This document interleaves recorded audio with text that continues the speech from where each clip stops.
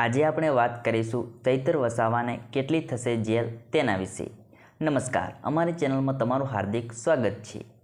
દેડિયાપાડા પ્રાંત અધિકારીની ચેમ્બરમાં થયેલી મારામારીના કેસમાં ધારાસભ્ય ચૈતર વસાવાની મુશ્કેલીઓ વધી શકે છે।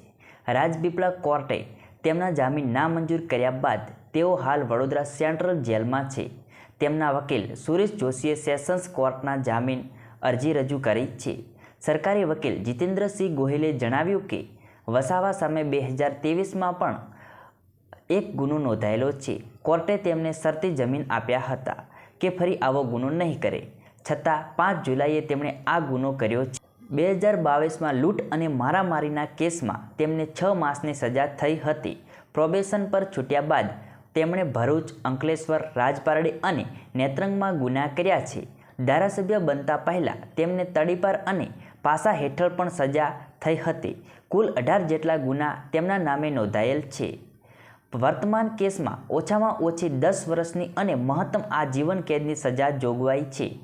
સરકારી વકીલે તેમના અગાઉના કેસના જામીન રદ કરવાની અરજી કરી છે, જેનાથી તેમની મુશ્કેલીઓ વધી શકે છે। સમગ્ર જિલ્લામાં હાલ આ મુદ્દો ચર્ચાનો વિષય બની રહ્યો છે। ધન્યવાદ। જોતા રહો અક્ષત કર્મા।